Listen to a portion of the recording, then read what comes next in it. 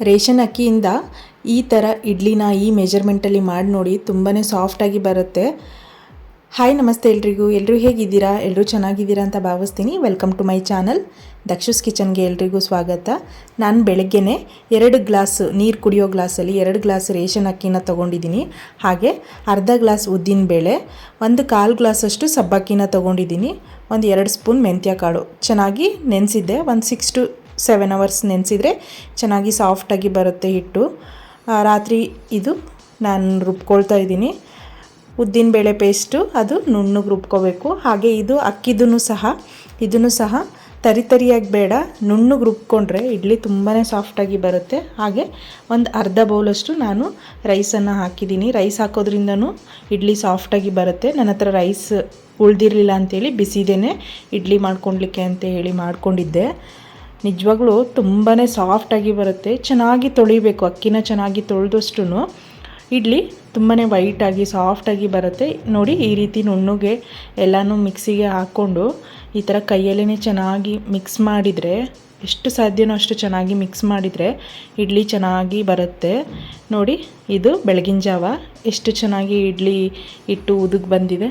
ಅದಕ್ಕೇ ಸ್ವಲ್ಪ ನಾನು ಉಪ್ಪನ್ನು ಹಾಕಿ ಚೆನ್ನಾಗಿ ಮಿಕ್ಸ್ ಮಾಡಿ, ನೋಡಿ ಈ ಹದದಲ್ಲಿ ಇದ್ದರೆ ಇಡ್ಲಿ ಸಾಫ್ಟಾಗಿ ಬರುತ್ತೆ.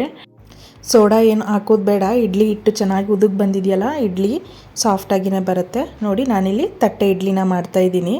ಇಡ್ಲಿ ಪ್ಲೇಟ್ಸಿಗೆ ಎಣ್ಣೆ ಎಲ್ಲ ಸವರ್ಬಿಟ್ಟು ಇಡ್ಲಿ ಹಿಟ್ಟನ್ನು 1 ಸ್ಪೂನಷ್ಟು ಹಾಕ್ತಾಯಿದ್ದೀನಿ. ಮೊದಲೇ ನಾನು ನೀರು ಕುದಿಲಿಕ್ಕೆ ಇಟ್ಟಿದ್ದೆ ಬಾಕ್ಸಲ್ಲಿ. ಚೆನ್ನಾಗಿ ಕುದೀತಾ ಇರುವಾಗ ಇಡ್ಲಿ ಪ್ಲೇಟ್ಸ್ ಎಲ್ಲ ಇಟ್ಟರೆ ಇಡ್ಲಿ ಸಾಫ್ಟಾಗಿ ಚೆನ್ನಾಗಿ ಬೇಯುತ್ತೆ. 10 ನಿಮಿಷದಲ್ಲೆಲ್ಲ ಇಡ್ಲಿ ಆಗೋಗ್ಬಿಡುತ್ತೆ. ಈ ಕಡೆ ನಾನು ಸಾಂಬಾರು ಮಾಡ್ಕೊಳ್ತಾ ಇದ್ದೀನಿ.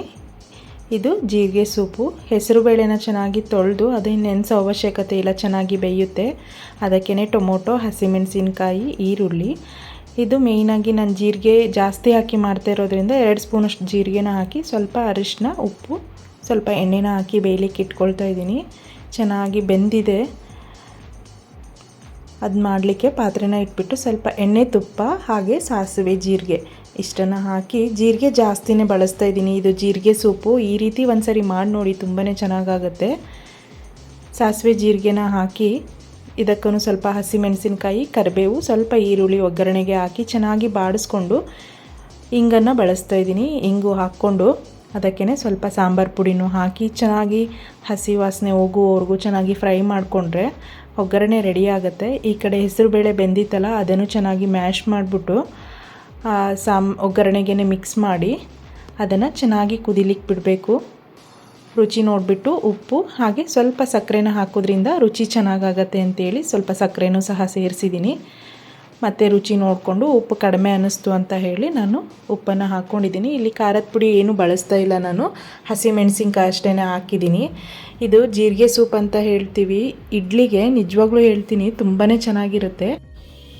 ನೋಡಿ, ಇಡ್ಲಿ ಅಂತೂ ಎಷ್ಟು ಸಾಫ್ಟಾಗಿ, ಎಷ್ಟು ವೈಟಾಗಿ, ಎಷ್ಟು ಚೆನ್ನಾಗಿ ಬಂದಿದೆ. ನಾವು ಎಷ್ಟು ಚೆನ್ನಾಗಿ ತೊಳೆದು ಮಾಡ್ತೀವಲ್ಲ ಅಷ್ಟು ಚೆನ್ನಾಗಿ ಇಡ್ಲಿ ಬರುತ್ತೆ.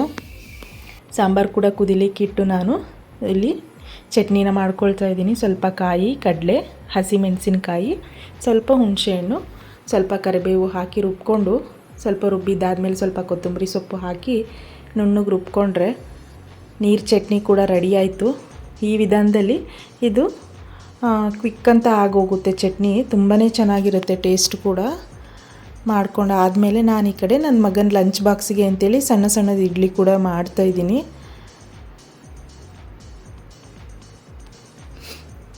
ಮೊದಲೇ ನಾನು ನೀರು ಕುದಿಲಿಕ್ಕೆ ಇಟ್ಕೊಂಡಿದ್ದೆ. ಹಾಗೆ ಇದು ಇಡ್ಲಿನೂ ಸಹ ಇಡ್ತಾಯಿದ್ದೀನಿ. ಇಡ್ಲಿ ಕೂಡ ರೆಡಿ ಆಗುತ್ತೆ. ನೋಡಿ, ಇಡ್ಲಿ ತುಂಬಾ ಸಾಫ್ಟಾಗಿ ಚೆನ್ನಾಗಿ ಬರುತ್ತೆ. ಈ ವಿಧಾನದಲ್ಲಿ ನೀವು ಒಂದ್ಸರಿ ಈ ಮೆಜರ್ಮೆಂಟಲ್ಲಿ ನೆನೆಸ್ಬಿಟ್ಟು ಇಡ್ಲಿನ ಮಾಡಿ, ತುಂಬಾ ಚೆನ್ನಾಗಾಗತ್ತೆ. ನೋಡಿ ಎಷ್ಟು ಸಾಫ್ಟಾಗಿದೆ ಅಂತ ಹೇಳಿ.